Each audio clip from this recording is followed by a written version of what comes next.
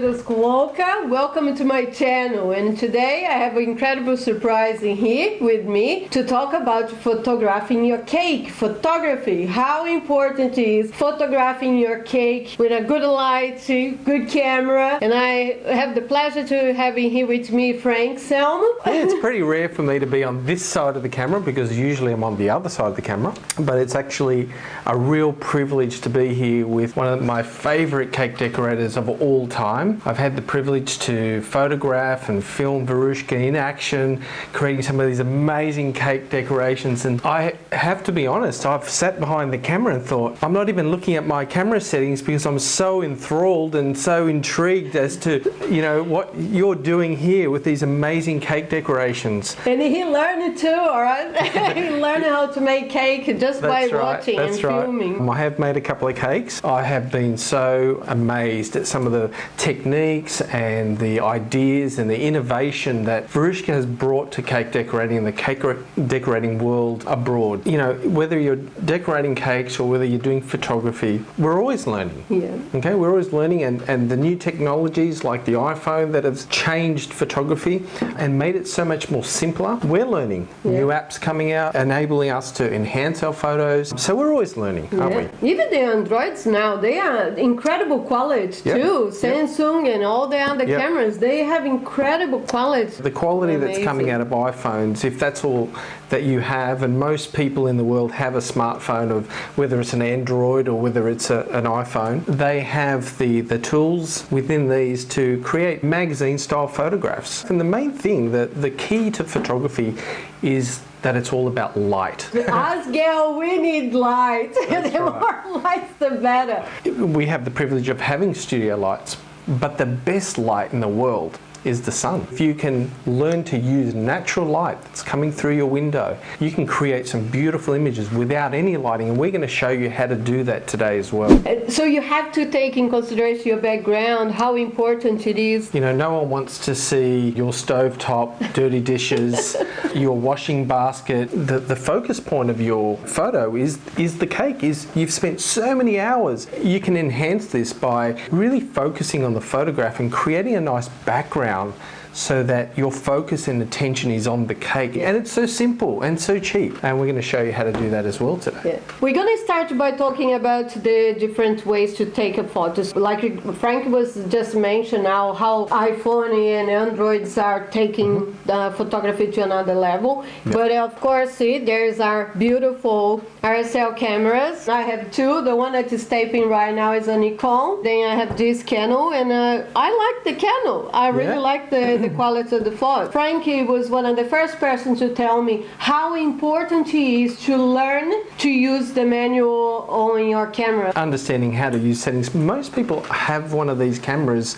somewhere in their home, but they don't know how to use them. And it's really important to understand how to use your camera. We can show you some tips and points on that as well to maximize your output out of an SLR camera. But if you don't have one of these, then, like I said, an iPhone is totally acceptable, and you will get some pretty dramatic results out of these iPhones. And of course, then you have the lens. When you talk about RSL, that you can change the lens, and this 50mm does wonder for your photos. Firstly, there are a couple of different versions of cameras. It doesn't matter what brand you have. Number one, don't use the auto flash that is attached to your camera, because what that does is that creates one big flat light from the front, and when you're creating one flat light from the front, everything flattens on your image. So it doesn't have any body to it. When you see the setup in here, we've got lights all around us, and that shapes, so we're getting light from this side of Verusca's face here, on my side here, even some from the back. What that does is it creates a 3D image. So here we are behind the scenes of Verusca's workshop, her own studio. This is going to give you a little bit of a good look at how she sets up her lights, and what you can see here is soft boxes. These soft softbox lights are lights that you can buy online from different photography suppliers, eBay, that sort of thing. They're not too expensive, but there is an expense attached to them. Verusca is going to show you how you can do that cost effectively. And it's super simple. You can make these boxes, they call Softy Boxes, and all you need is a cardboard box like I have in here, and we're gonna cut the front of this box, cut a little square on the back to insert the light. You can paint white inside so you get maximum reflect, and then you need a soft material. I'm using a shower curtain because it's the perfect thickness for create the softness. And you put the shower curtain in there, it's really cheap. So then you have the light coming from one side, and you have the light coming from the other side, and you can have your cake right on the middle. So I'll show you how I made this one, super easy.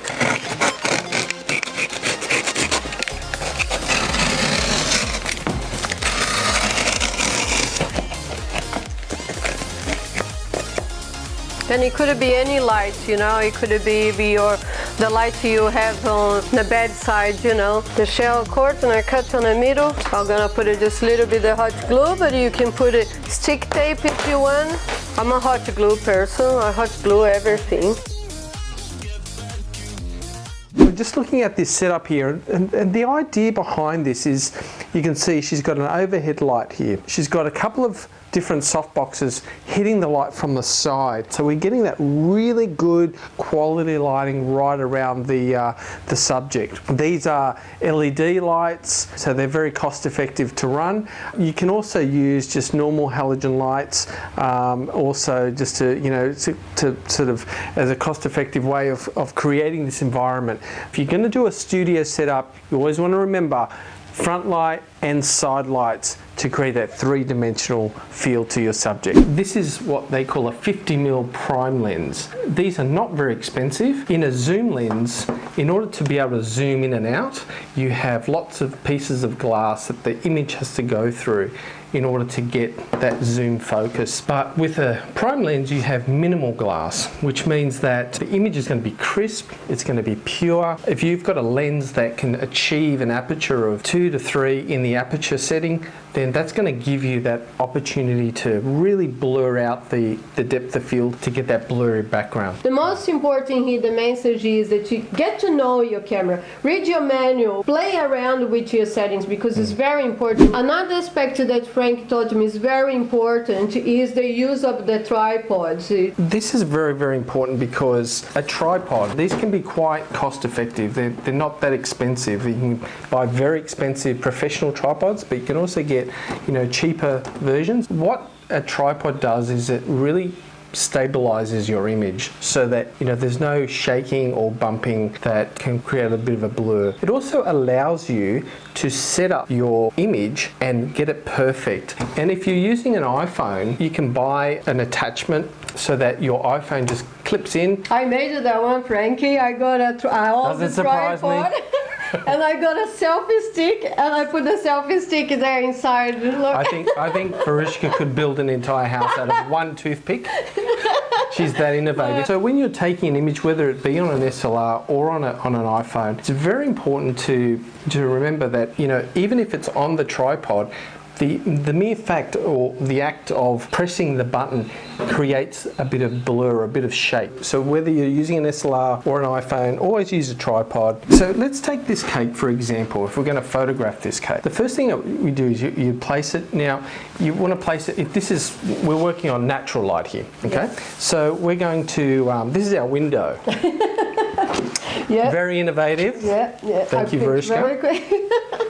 Printed it out very quickly this morning. So if you've got your window placed there and you place your cake in front of the window, it's this nice natural light coming through, lighting this side of the cake. What we want to do, this is the inside of the room, so this is going to create shadow, which is great. You want to have a bit of shadow, which creates depth to your subject. So what we can do is just grab a bit of like core flute, foam core, foam board, cardboard. Yep. It doesn't matter what it is. It can be anything as long as it's a white surface. This is a very quick and easy couple of clips. Placing this here. See, so the light that's coming through the window is lighting this side of the cake. The other light that's coming through the window that gets past the cake is now bouncing off this and lighting this side of the cake. That's now creating shape to our cake. Here's your background. So then this would be the setup. You've got your background, you got your window here, and you got your fill light. And that is a very simple, using no studio lighting, 100% natural light. Really important here is now this back wall can be a wall. You could put your table against a wall. And what you simply just get a bit of tape or a bit of blue tack and just attach that background and then leave a nice soft curve. So now you have this nice beautiful curved background, and what will happen is when you take a photograph, this corner will disappear. So it'll just look like one three-dimensional surface without a sharp edge. Then you simply take your cake, this amazing dog cake we're using just as an example, and you would place it there. Some things to remember when you're looking at backgrounds is to make sure that you have a good contrasting colour. So this is a black and gold, so we get this nice grey with texture and some black texture through that. So what that does is that enhances the photograph. You don't want to have a black background with a black dog cake. So this is a bit of foam core Verusca has been using. She's just taken a knife and scored the background so that you can just get a bit of a fold there.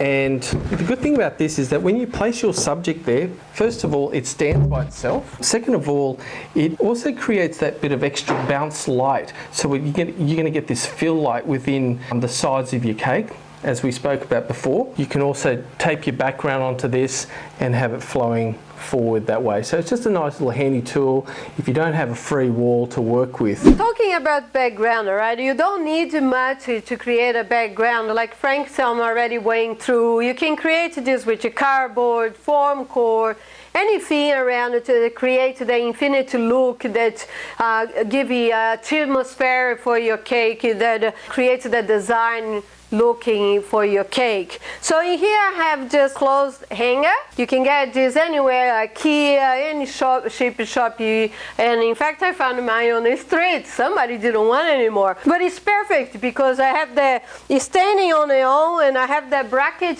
to hang things. I can use my clips to clip in position the material. So for instance here I have a black material, very long one. I can put it on my clothes hanger and go all the way to the bottom, so I can create the infinity look. Cost effective, it's cheaper to make, easy to set up. I like these ones that is a little bit transparent, and I'm gonna show you how to set up that and then put the fairy lights at the back, so you create the romantic look. It's really nice for weddings, for a romantic cake. So I just show you how to create this background.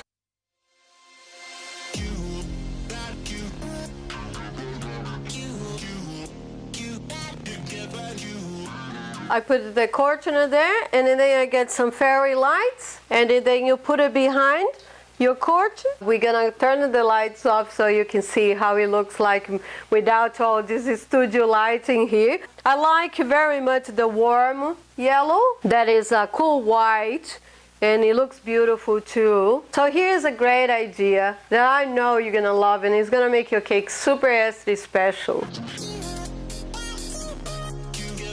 Curtains, they can be great because this particular one here was bought in a hardware store. It's a vinyl curtain, and what this does is it allows you to create a nice, quick, easy background. There's different colors, different textures out there. There's also things like this. This is a black curtain as well. The other thing that you can do with backgrounds as well is create that sharp background line as well. What you're going to get here in this example is a nice sharp line down here. Here's another example of taking that foam core, scoring the background so that you've got these folds, and then Verusca has done this amazing background here. So she's decorated this to suit her cake. What that does is it creates a theme. It creates an environment for your cake to live in. So it's not just a white background or a blue background in this particular case, which just creates a little bit more vibrance to your cake and to the photos. You don't want this to be overbearing either. You want the focus to be on your cake. And also it's about variety. It's about mixing it up. Well, Frank, it's a lot of information and I hope you are enjoying. And Frank also has his own channel and he has videos there that he can go a little bit more deep about Apta and cameras and iPhone, apps for your iPhone. I've got these more in-depth videos that is going to explain to you how to use the SLR, how to go through those settings and what settings to use. Some of my techniques are explaining in very, very simple language, which is just helping you to understand the concepts. And once you've got that, you can go straight to your camera and start using that, and you'll maximize the opportunity with your camera. Also, I'm talking on those videos about using your iPhone and some of the apps such as Photoshop Express, which is a free app, Touch Retouch, which is another free app. I didn't know that. Yep. Yeah. And there's another app called Blur It. Thank you so much, You're Frank. welcome. Look, it's an incredible pleasure to have you in here, sharing with my followers your knowledge, because I am deeply grateful for everything that I learned with you. And I will make sure to follow you on your YouTube channel, and I want you at home to do the same. Yes. And don't forget to share this video too. See ya. Thank you so much.